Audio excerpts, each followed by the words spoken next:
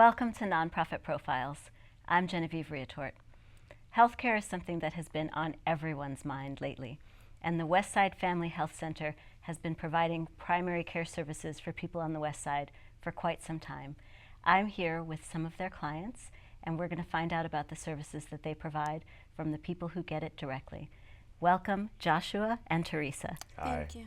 Thanks so much for being on the show. My pleasure. It is an honor. Oh, well, thank you. It's our honor, too. So tell us, Joshua, what has been your experience with Westside Family Health Center? It's been amazing. I'm an LA native, so I was born in this city. And I came out of being able to have health care growing up in LA and then all of a sudden not have any. Because you grew up. Yeah, because I became an adult. And so when I was done with school, I had a career that didn't offer that privilege, and so I was on my own and kind of gave up on it. And so I just began to get progressively sick, and being asthmatic and having allergies, I found myself just lost. And a friend of mine told me about Westside Family Health, and I went, and it's amazing. It reminds me of when I was a young person. The nurses and the health professionals are very comforting, and they don't, treat you like a petri dish. So you're a person and you're a human being, and they're kind and compassionate and considerate and just warm and friendly people. And so you feel like you're not this illness. You feel like you're a person. And so it's been very wonderful experience being under their care. Thank you so much. So Teresa, can you tell me about your experience with Westside Family Health Center? Well, I started to go to Westside Family Health Center 70 years ago. 17 years ago. Yeah, and it's been a wonderful experience because I feel like part of my family, the whole staff. Since the moment I leave the phone and make an appointment, everybody is just like, I'm part of my family. They are really nice. They treat us very well. And since the moment of the appointment, going through all the process, going to with my mom, and my mom has diabetes, and it's just the people is so helpful there. So you're not the only member of your family who's getting service. Your mom, my mom, my son, my sister, my niece. I mean, my whole family. We all come to the clinic, and it's great. Just the service is amazing. And the pediatrics, my son, he loves to go to the clinic. So he's not afraid of going to the doctor like some kids are. No, he's always asking, when do I have an appointment with the doctor? Because he really enjoys coming to the clinic. And just being around there, it feels so welcoming. So you mentioned your mother and her struggling with diabetes. Yeah, she is. How has she been able to get help from the Westside Family Health Center? It's been hard for her because she just lost her eyesight a couple of years ago. Sorry. And it is very, she struggles a lot just moving around, and she always needs somebody to be like right next to her so she can do things. So, and just all the doctors have helped her a lot and trying to manage that. So she's getting regular care Yes. to help her manage the disease. Yes. And then you and your son and your other family members get primary care and checkups and things like that. Yes. And is that the kind of service that you're getting, Joshua, as well? Yeah. I'm asthmatic, so I have to go on a regular basis for medication and just to be constantly observed. So it's the same kind of deal. I go and I get my meds, and I get checkups, and I get when I'm sick, I go there as well. And do you pay for these services? How does that work? No, it's free for me for the program that I qualify for. Because I'm an artist and I have a low income, I get to qualify for the program that allows me to be taken care of for free. And what would you do if Westside Family Health Center wasn't available to you? I would die. I think that. I hope not. Well, there's truth in that. I mean, again, going back to when I didn't have health care or wasn't seeing a regular doctor, I got very sick. And I didn't know where to go, and I would usually end up at an ER or I would know a doctor, but I would still get charged It's very outrageous expensive. fees. Yeah, I mean, I still owe money to ERs, and so I didn't have that kind of money. And so now you have access to regular medicine Yeah. and things that help keep you from getting to that extreme Correct. point. Every single month I'm taken care of. I'm not panicking.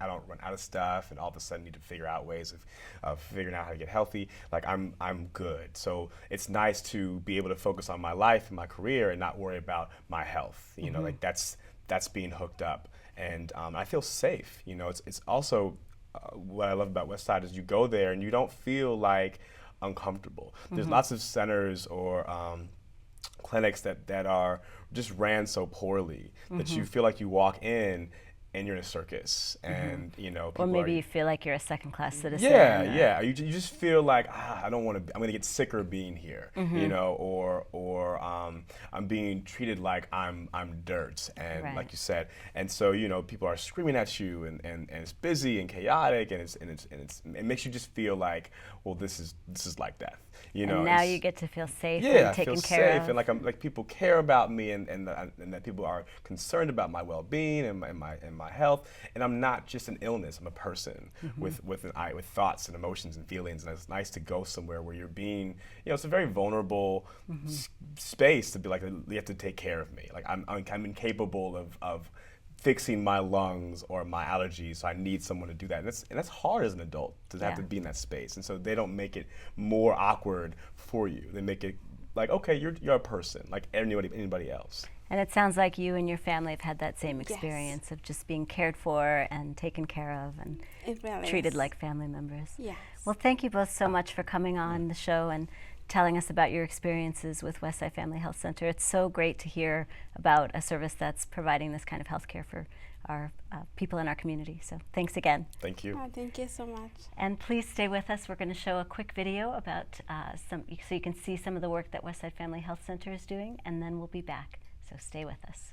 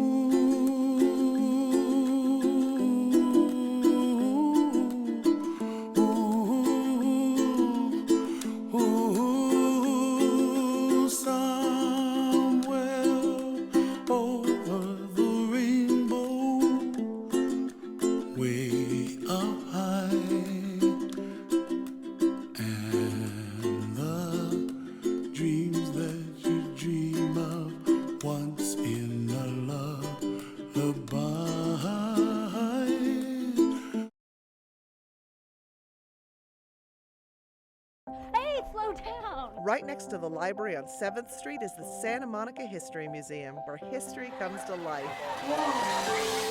for the entire family.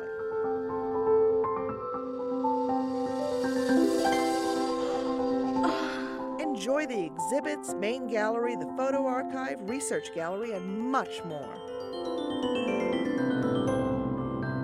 Come visit the Santa Monica History Museum, keeping history alive. Welcome back. Now we get to hear from the people who are doing the great work at Westside Family Health Center.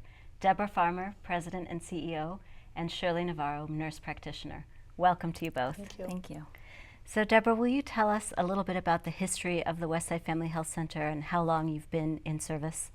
Certainly, we're very proud of the fact that we have been part of the Santa Monica community since 1974, when we started as a feminist women's health center, basically only serving women and helping them learn about their bodies. We're based on the book Our Bodies Ourselves, so it was a seminal moment in the history for women's health. We were founded by a group of nurse practitioners, not doctors, but mid-level practitioners, and then the Church of Ocean Park here in Santa Monica as part of the social justice movements of the 70s. So over the years we've grown. In 1992 we added prenatal care, and then guess what followed? Pediatrics soon thereafter, and then teenage youth services. And then when I got there in 1999, we decided it was time to see the whole community. So we added family practice and we started to see men. And in 2000, we changed our name to Westside Family Health Center, what it is today. So we basically do from prenatal care all the way to people in their 80s and 90s. So it's just a full range of services, and we're very proud of the work that we do and the fact that we've helped make Santa Monica a healthier community. Wow, Yeah. that's really amazing. Thank you. To hear that history. And Shirley, can you tell me about your experience working with patients? Well, I'm a nurse practitioner there. It's a pretty amazing place in terms of you can essentially follow a person from birth till end of life. So what's amazing for me working there is that you build these relationships with people. And I think really it's a relationship that helps people like feel empowered and take control of their own health care outcomes. And you know, what Joshua was saying earlier, that you feel safe. So that's, you know, every single day is different. You know, I have a very eclectic group of patients I work with, and they're all amazing in their own ways, and they keep me on my toes. So it's fun. And why do you like working at Westside Family Health Center versus some other, maybe a for-profit type of medical experience?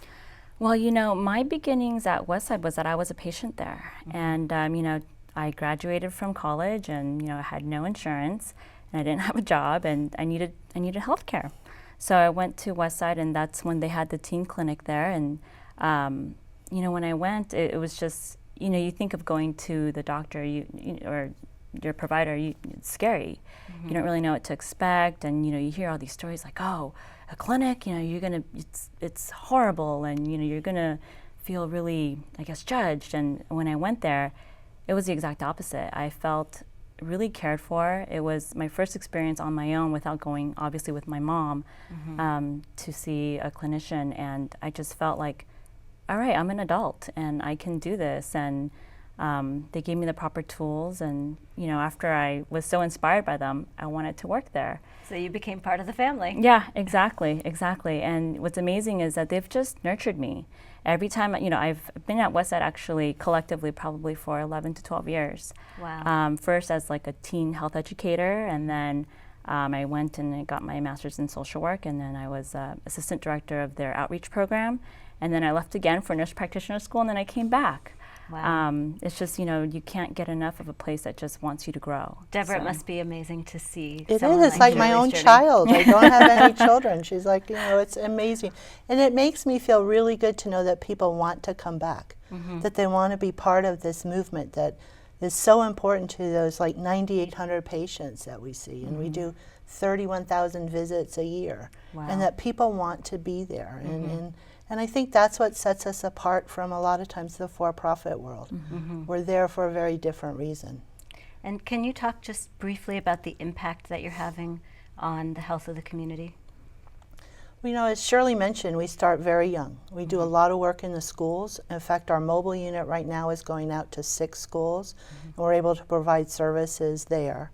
Not only services, but education. And education to us is one of the more important parts of healthcare, is people learning about themselves. But we also have started specialized diabetes clinics. We have chronic care classes for people with hypertension, hyperlipidemia, high cholesterol, so that family members and friends can also attend these classes and help the patient, but also help themselves. And then the word spreads out in the community. And so that to me is part of really an important part of what we do. It's not just the medical care that's provided, but it's the information that we provide, and that's really important.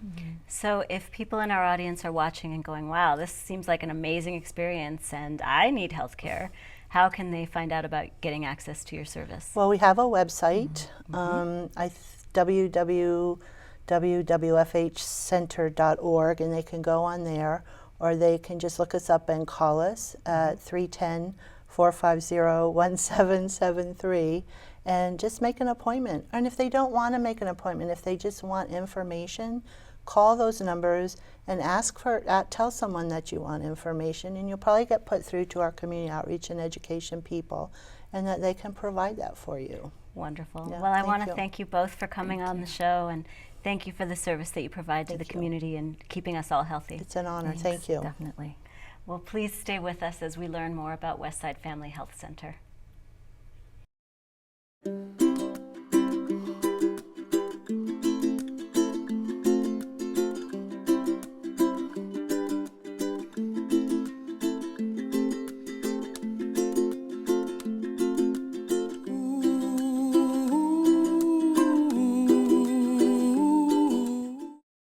Even if a signal indicates it's safe to walk, it's never safe unless drivers see you. Last year, 113 pedestrians were injured in Santa Monica. You don't have to go to extremes to get a driver's attention. It just takes a little eye contact. Take the right steps to be safe. Watch the road.